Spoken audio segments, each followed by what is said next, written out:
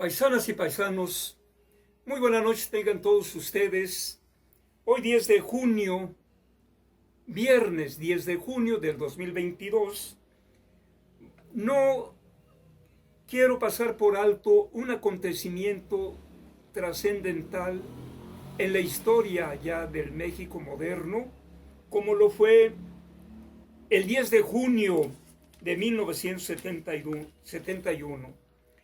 Aquí voy a leer un artículo íntegramente de este personaje que es Jesús Martínez del Campo, diputado del Congreso de la Ciudad de México, quien escribe este artículo histórico que recoge muchos datos importantes de este acontecimiento sanguinario cometido por el hoy ya casi moribundo Luis Echeverría Álvarez. No quisiéramos referirnos a esto, pero en su momento, cuando gobernó al país, fue un individuo que quiso aparentar que era de izquierda, cuando en realidad era una de las gentes herederos de Díaz Ordaz, otro sanguinario del que propició la masacre de 1968. Después haré algunos comentarios después de leer este artículo que dice: la tarde del 10 de junio de 1971, convocados por los comités de lucha de la Escuela de la UNAM y el Instituto Politécnico Nacional, se reunieron más de 10,000 personas para participar en la manifestación que se inició en la Escuela Nacional de Ciencias Biológicas del Poli, en el casco de Santo Tomás, y se dirigió a la avenida de los Maestros, donde en 2 ocasiones fue interceptado por granaderos, mismos que finalmente dejaron libre el paso a un costado de la Escuela Nacional de Maestros. La marcha continuó hasta la calzada de México-Tacuba, donde se encontraban preparados centenares de individuos. Después supimos que eran los halcones, un grupo paramilitar, los halcones. Quiero decir que de aquí de Tasco hubo algunos que se alquilaron allá para ser adiestrados militarmente como halcones. Yo conocí a uno de ellos, él mismo me confesó, no voy a decir el nombre por cierto, él mismo me confesó que él había sido halcón en el 71. Dice: la manifestación fue marcada, pues había camiones de granaderos, el Melchor Ocampo, inmediaciones del Colegio Militar. En la acción, centenares de estudiantes fueron baleados, decenas de muertos por las balas disparadas tanto por los halcones como por agentes apostados en la azotea del metro y de otros edificios. Una verdadera cacería. Y hoy tienen los priistas la desfachatez de decir que López Obrador es un dictador. No, los dictadores surgieron de ese maridaje entre PRI y gobierno, que Mario Vargas Llosa lo calificó como la dictadura perfecta. Acuérdense, señores dinosaurios del PRI. Los periodistas nacionales y extranjeros que cubrían la marcha también fueron agredidos. A muchos, además de golpearlos, les quitaron sus cámaras y sus rollos fotográficos para que no quedara huella de la masacre. Pues pese a ello, algunos reporteros gráficos, corriendo mucho riesgo, evadieron a los policías y paramilitares y lograron testimonios fotográficos. inobjetables de las acciones criminales que el gobierno de Luis Echeverría ordenó aquella tarde. ¿Cómo no recordar a Héctor García, Armando Salgado, Roberto Sánchez, Enrique Bordes, Manuel Antonio, Reyes Zurita, los que captaron es patrimonio de la historia colectiva y testimonio imborrable de aquellos trágicos sucesos. Mi vivencia, dice el autor de este artículo, tanto mi hermano Edmundo como yo decidimos participar en la manifestación. Él llegó temprano y se incorporó a los de economía, contingente que encabezaba la marcha. Yo llegué por Avenida San Cosme y apenas había pasado Melchor Ocampo cuando me percaté de la presencia de grupos de gente extraña. Se trataba de jóvenes, algunos no tanto, que evidentemente no eran estudiantes. Caminé una cuadra más y llegué a la esquina de Laura Aguirre. Ahí comenzaron a obstruirnos el paso y a quienes queríamos encontrarnos con la marcha que suponíamos ya había avanzado unas cuadras. Entonces escuché gritos confusos y de pronto los ataques contra los que queríamos incorporarnos.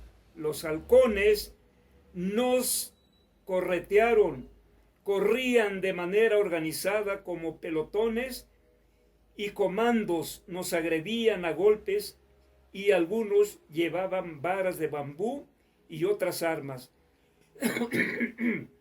Se oyeron disparos en varios puntos. Con un compañero corrí buscando protegernos y un vecino nos alojó. Por lo visto, el señor pintaba cuadros de paisajes para su venta. Nos dijo que no nos convenía salir porque la balacera se había incrementado. Isidoro, el compañero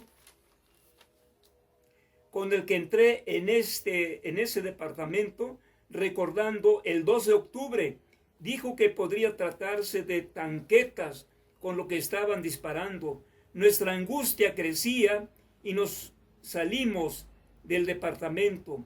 En las inmediaciones había total confusión por la avenida de los Maestros. Corrían muchos que decían que habían caído compañeros dentro de la Normal. Desesperado me fui hacia el hospital Rubén Leñero junto con otros compañeros que buscaban información. Los médicos nos dijeron que habían muchos heridos y que grupos de choque se habían llevado a algunos de ellos. Como para entonces tenía la corazonada de que mi hermano podría haberle sucedido algo, pregunté a un médico si entre los heridos alguno tenía las señas de él y me dijo que no.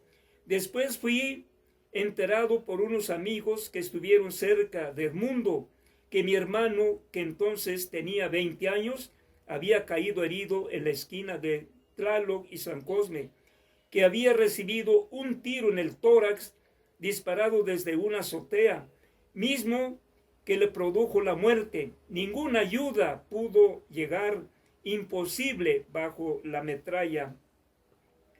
Lo mismo que sucedió con él pasó con decenas de otros jóvenes. Echeverría, con todo cinismo, difundió la versión de que lo sucedido en San Cosme fue un enfrentamiento entre jóvenes de distintas corrientes ideológicas y que no hubo muertos. Claro, siempre ha negado la historia negra del PRI. Discúlpenme, amigos priistas, paisanos, pero no debemos de cerrar los ojos ante estos hechos de la historia negra que implementaron algunos priistas, no todos, por cierto, porque yo conozco a algunos que no estuvieron de acuerdo con estas masacres.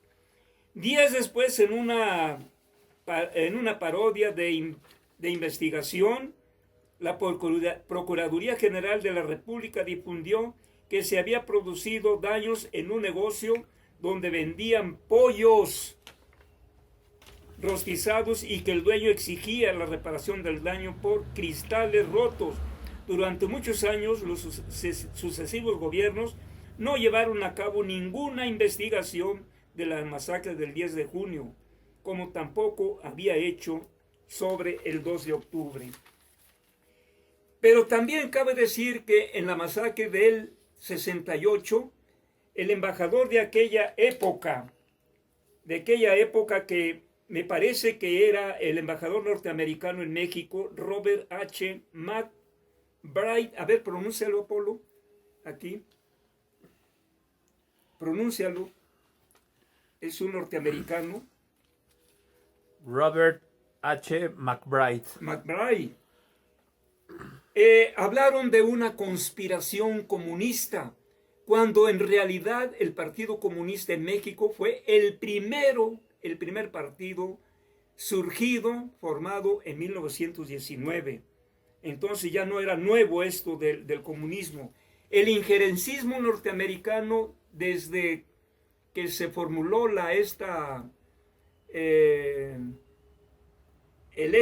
principio maligno de la doctrina Monroe, América para los americanos, ha habido injerencias desde un embajador de nombre Joel R. Poinsett, Henry Lai Wilson,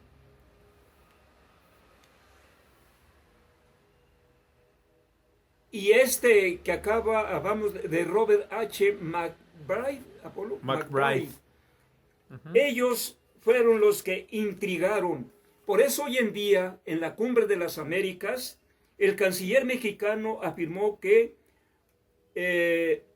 la Organización de Estados Americanos, OEA, es una organización u organismo agotado frente a una realidad que demanda entrar en una nueva etapa en las relaciones de los países de la América y buscan una unión verdadera, genuina, en beneficio de todas y todos. El gobierno de AMLO exige no injerencismo, porque acuérdense que con ahora la reforma eléctrica estuvo Ken Salazar muy cerca del Congreso y otros agentes norteamericanos y europeos vigilando que sus lacayos, senadores y diputados votaran en contra de la reforma eléctrica y con esto poniéndose en contra de los intereses del pueblo mexicano, violando todo principio de la soberanía nacional, violando y poniéndole la espalda al pueblo mexicano. Por eso los resultados que tuvieron ahora en las 6 gobernaturas, de las que solamente ganaron dos y dicen que triunfaron. El gobierno de AMLO exige el no injerencismo. ¿Qué quiere decir eso? No te metas en mi gobierno. No te debes de meter en ningún gobierno, ni de América Latina y el Caribe, ni en ninguna otra parte. El respeto a la no intervención y autodeterminación de los países latinoamericanos. No queremos democracia al estilo imperialista gringo. Entonces, a pesar de esto, Biden, confundido, contrariado, pues también dio su discurso ahora en la tribuna de la Cumbre de las Américas, y como siempre las promesas falsas, hipócritas, huecas de contenido democrático, dijo al subir al podio de la Cumbre de las Américas, dijo: la democracia es el ingrediente esencial para el futuro de las Américas. También afirmó que la democracia está bajo asalto alrededor del mundo y hay que unirnos de nuevo. Pero unirnos, claro, ellos quieren que América Latina y el Caribe se unan en torno a los gringos imperialistas, pero no No, ya hoy en día lo hemos dicho también aquí y en Chocolate TV, el despertar de América, ya en contra del imperialismo, ya muro podrido, que ya perdió hegemonía, que ya perdió poder y que ya no seguirá siendo en el sucesivo el policía del mundo. Qué bueno que hoy en día el despertar de los gobiernos latinoamericanos, a excepción de algunos lacayos, claro, de algunos, porque todavía hay gobiernos lacayos que le lamben las botas al imperialismo, pero afortunadamente ya están surgiendo gobiernos de izquierda que están retomando la dignidad para hacer de América Latina, como lo dice el canto latinoamericano, la América, no, dice los pueblos de América unidos luchando por su libertad. Estos fueron los sueños que abrigó ni más ni menos que aquel libertador de América del Sur, contemporáneo de Hidalgo, de Morelos, aquel gran prócer libertario como lo fue Simón Bolívar. No quisimos pasar por alto esto, porque todos los hombres que han luchado por la libertad, como lo fue Jesucristo, que fue sacrificado por la cúpula de la iglesia judía y por el imperialismo romano de aquella época, como le pasó también a Mandela, que quiso liberar, y de hecho lo logró, a la África, y lo que hizo Gandhi también por liberar a la India sin derramamiento de sangre, sin violencia. Hoy en día el presidente López Obrador está llevando a cabo cambios cualitativos sin recurrir a la violencia. Así que aquellos señores que dicen que no hay libertad de expresión, que no hay libertad de periodismo, están totalmente equivocados, porque hoy más que nunca existe la libertad de expresión, la libertad del periodismo, y prueba de ello que ya López Obrador ofreció darle apoyo a los periodistas libres e independientes para que tengan un beneficio. Ha destinado ya unos 3,000 millones de pesos para asegurar a los periodistas, no chayoteros, claro, periodistas honestos, y tendrán seguro social y además tendrán una pensión. Esta es la muestra palpable de un gobierno democrático, de un gobierno que ve la necesidad de los diferentes gremios, así como lo está haciendo con el pueblo